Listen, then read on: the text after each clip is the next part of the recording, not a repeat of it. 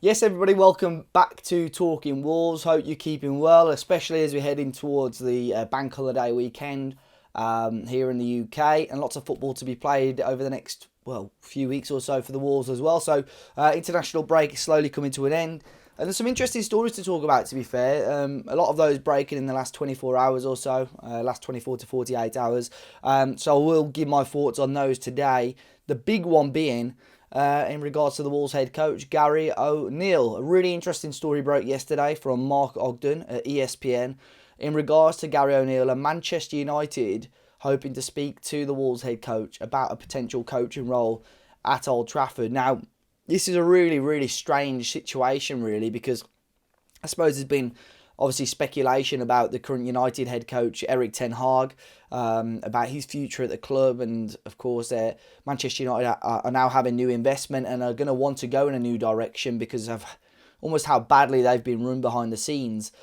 So the future of Erik Ten Hag had been up in the air for quite some time. Now, it's said that Gary O'Neill is someone that Manchester United want to speak to, but not specifically about replacing Erik Ten Hag. It's more of a coaching reshuffle and wanted to go down a new route and not necessarily have Gary O'Neill as the main man. So, really, really strange situation in my opinion. Looking at the story now, Erik Ten Hag's future, of course, up in doubt, but United have already assessed Gareth Southgate, the current England manager, Roberto De Zerbi at Brighton, and Thomas Frank at Brentford as potential options to take over. But Gary O'Neill is now a new name in mind. Apparently, Gary O'Neill is aware of Manchester United's interest in him. But like I said, there's no guarantee what role Gary O'Neill would get. And apparently, Manchester United are looking to bolster the entire coaching team.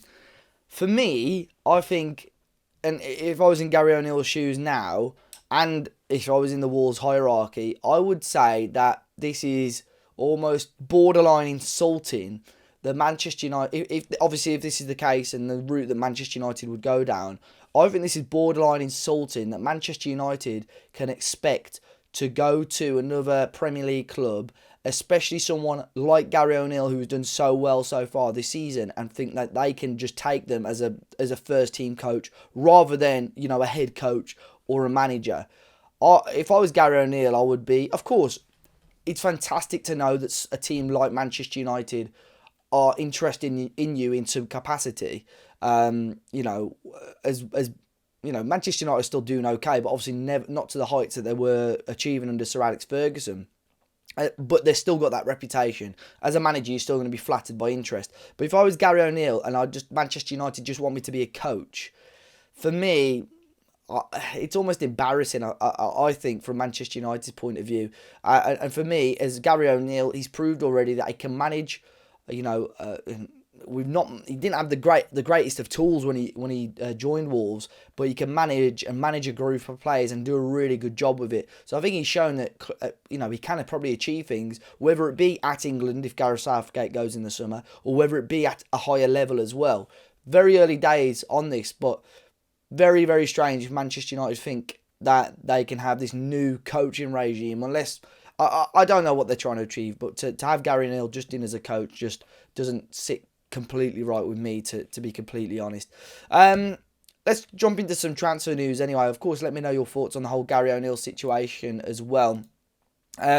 So transfer news, over the last day or so, Wolves have been linked with yet again another goalkeeper. I think it's the third or fourth goalkeeper that we've been linked with in the last sort of couple of weeks or so. This time it's Bento, currently playing in Brazil for Atletico. Actually made his Brazil debut against England last week. Only 24 years of age, so in regards to a goalkeeper, still quite young in that department, really. But to make his Brazil debut, obviously a fantastic achievement.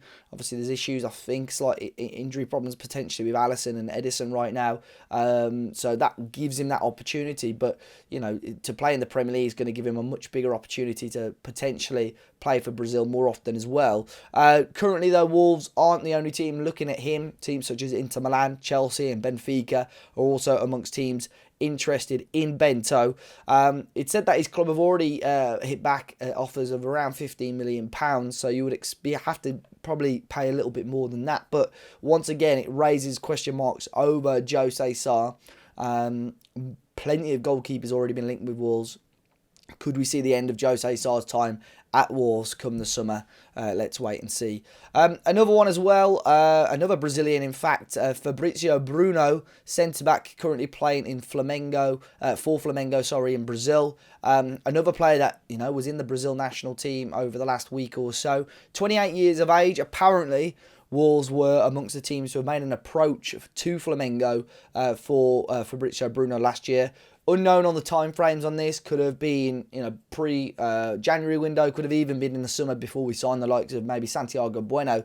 So very, don't really know where this story will go in the future. But bids from around 12 to 15 million euros will be considered, because Fabrizio Bruno now is potentially looking at finally moving to Europe as well. And one from Mike McGrath at the Telegraph yesterday is that Wolves are leading the race for Che Adams. The Southampton striker will be available as it stands on a free transfer in the summer. His contract will expire at the end of June. So 1st of July he'll become a free agent. Probably, if you asked me about this about 6 months ago, I was dead against it. But I'm warming to this one a little bit more. Mainly due to the fact, one, it's a free transfer, and I think in this day and age with what's going on with the profit and sustainability, or the FFP or whatever, I think you need to be very savvy in regards to this sort of thing. And then secondly, you look at the situation that we've been left with now with the injuries and so on, and I don't mean this in a disrespectful way to either Leon Chiwomi or Nathan Fraser. I think if you've got a player, even as a depth option such as Che Adams, just to play, for a string of 5 or 6 games if you've got players injured, I think it's a much better option. His return across his time in the Premier League, if you count assists as well, his return of goal contributions isn't awful. So, like I said, on a free transfer, I'm really not dead against this, to be completely honest. I think as long as Wolves commit themselves to buying a proper number 9, or you're going to say Cunha's number 9, Che Adams is your understudy or whatever, then I sort of get it. But like I said, Wolves leading the race, a free transfer I will not be completely against, if I'm honest. But a very quick update from me today, guys. As always, do let me know your thoughts on the news. The Gary O'Neill one is the big piece of news. Of course, I don't think we'll see or hear more of that up until towards the end of the season, really. But all focus now for Wolves on the Premier League. We'll be back later this week with a match preview, and of course after the game with the match reaction and the fans react as well. If I don't catch you before, enjoy your Easter break, guys. Hit that like button, subscribe to the channel if you're new, and I'll catch you all very, very soon.